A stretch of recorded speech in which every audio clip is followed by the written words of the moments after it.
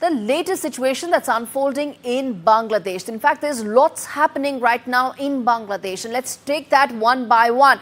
First and most important bit, that is that Bangladesh's interim government is now seeking Interpol to repatriate former Prime Minister Sheikh Hasina. She is in India on asylum, and the Yunus government is now seeking Interpol's help to issue a red corner notice for the former Prime Minister. An interim government has accused Sheikh Hasina of brutal, quote-unquote, suppression. Now, what really happens in the event of a red corner notice? How does it function? Remember, Interpol is a multinational, multi-nation police agency that's headquartered in France. How does it work? Can it really ensure the repatriation that Bangladesh's interim government wants to? Let's first take a look at this report that my colleague Disha Bakshi has filed to really understand what this red corner notice is all about. Then we come back and talk more about the big picture that's unfolding in Bangladesh. What is a Interpol notice? So an Interpol notice is essentially an international alert which helps share any sort of information about a criminal or any sort of information about a crime that could be taking place, as well as information about missing persons, as well as missing or unidentified dead bodies in some cases. So it is an international alert to share information about crimes between various member nations.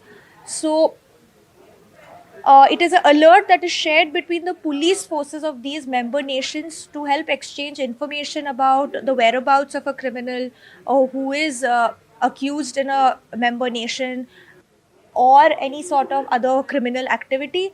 Now, these Interpol notices are color-coded. As I mentioned, the Yunus government is attempting to issue a red notice, which is for wanted persons and persons who are facing trial in a particular member nation.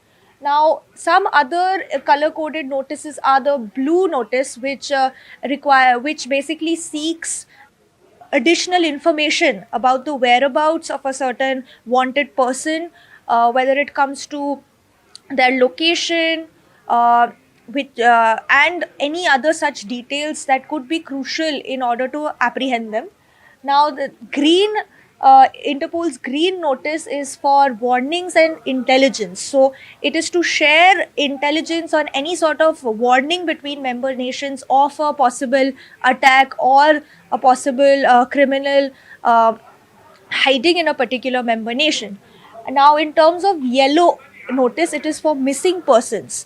So in case, and this notice is used for minor individuals, if they are, say, missing in a particular country, this notice is used to share information in case any information about the missing person has been found, or the person itself has been found in, say, another member nation. So these are some of the color-coded notices that help the police forces of these different member nations exchange information in an efficient... Okay, so that is really to understand what the Interpol can possibly do. There are several notices that it can issue. Now, Sheikh Hasina, with regard to Sheikh Hasina, Mohammad Yunus's government is now seeking a red corner notice. And after that, it wants extradition or repatriation, actually, of Sheikh Hasina back, because it feels that the brutal suppression that happened under her regime needs to now be accounted for. And along with that, there are parallel other latest developments that are taking place in Bangladesh. I'm going to quickly now open this up with the guests who are joining me on the show, Saleem Samad as well as Reza Ul Karim, to really understand the latest that's unfolding in Bangladesh. In fact, Reza Ul Karim, let me start with you. Two things have happened. One is the fact that a red corner notice is being sought. It hasn't been issued. It's being sought from Interpol.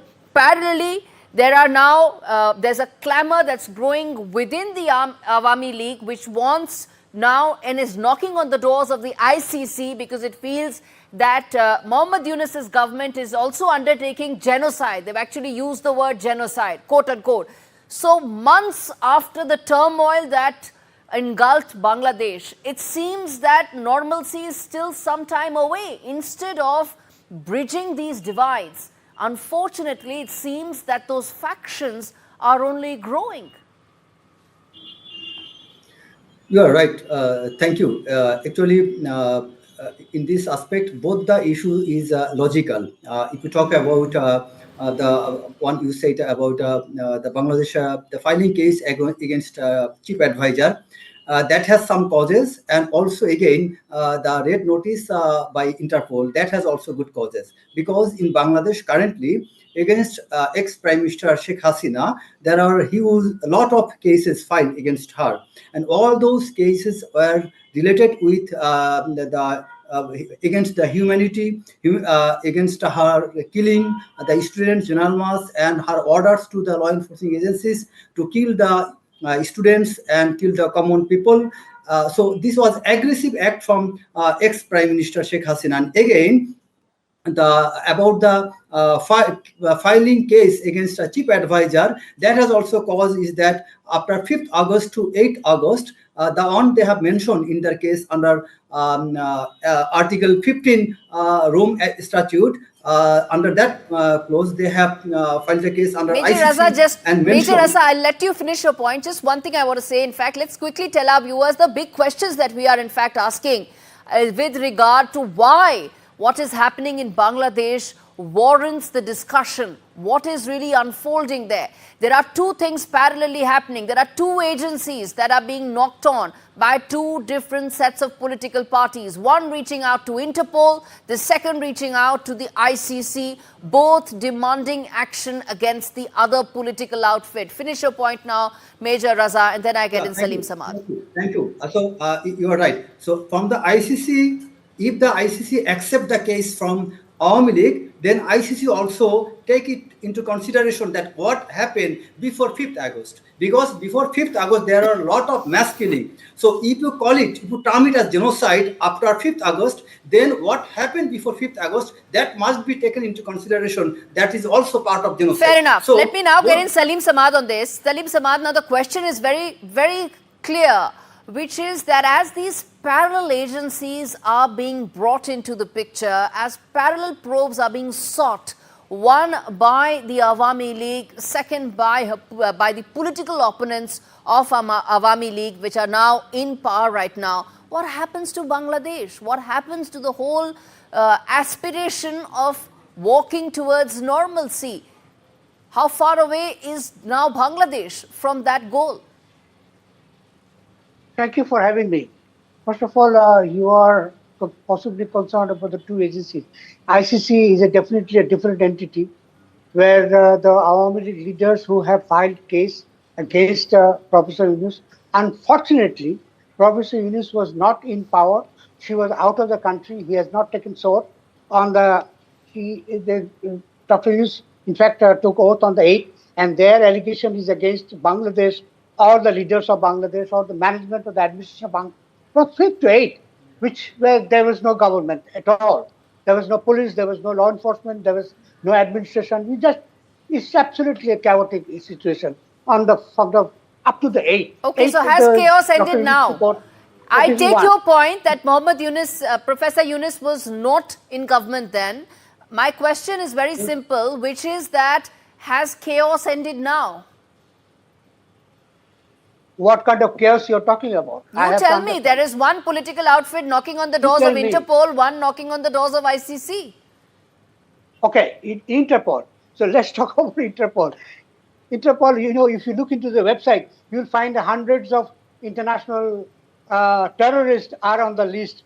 Interpol hadn't done much about getting those terrorists or the most wanted people. It was very hardly they have found somebody to take them to the court.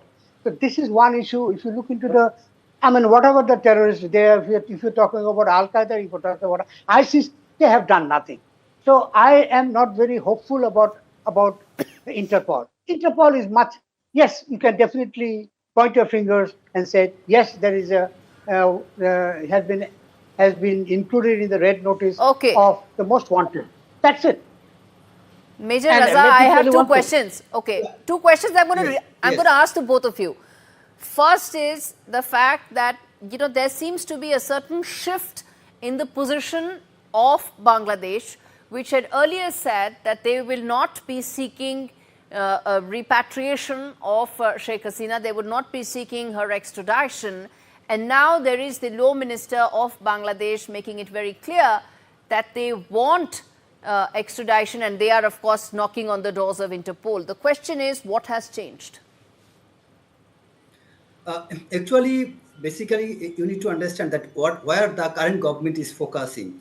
Current government is mostly focusing for the interest of the nation. And accordingly, Dr. Mohammed Yunus and his advisors, they are seriously working to build the nation, build the country, because previously, before 5th August, there are a lot of turmoils went through. So all on a sudden, you cannot repair everything. But again, after 5th August, for certain period, there was no government, actually no authoritarian. So after 8th August, the new advisor, chief advisor and his team. No, my question was what has changed? I was not asking you for chronology, sir. I understand that.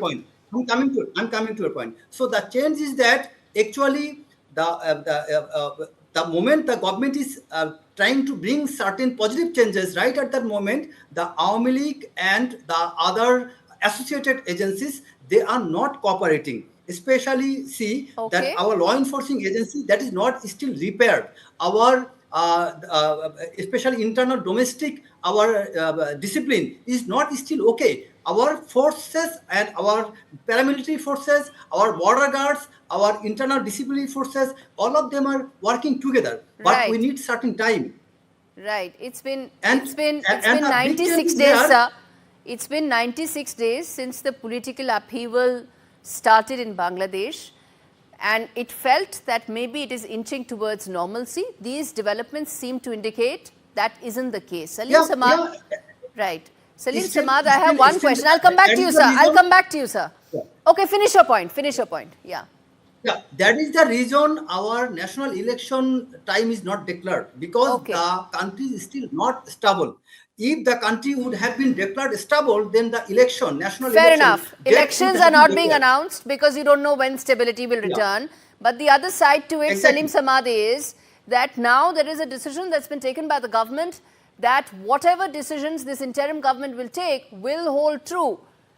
As and when elections take place, as and when a new prime minister comes in, these decisions, the ones that are being taken right now, will not be tested in court. Is there a sense in some intellectual quarters in Bangladesh that this indicates that it is moving away from accountability? Is the Mohammed Yunus government moving away from accountability to its people? I'm not sure what you are talking about describing to accountability. The accountability has never been implemented in Bangladesh since the liberation in 1971. So let's not talk about accountability and transparency and the democratic institution, which is totally absent. So you cannot expect Yunus to overnight, make those institutions to grow in 30 days or 60 days or 90 days. What I'm trying to tell you that Professor Yunus has time and again has mentioned, even to the Indian media, you must have read that the trial, until there's a verdict of the trial of Sheikh Hasina in the Bangladesh court, that the deportation or the repatriation or the extradition will not take place. Sure. So this is one issue. And let me tell you one thing. He will not process this case until and unless the United Nations Human Rights Commission, which is already supposed to submit a report in the month of December. So obviously, this court will also not process the case of against Hasina, especially for crime against humanity. Right. Okay. So lots of developments lined up. Let's see how soon the normalcy that everybody has been hoping for actually comes back. Major Reza, Saleem Samad, thanks so much for speaking to me on India Global.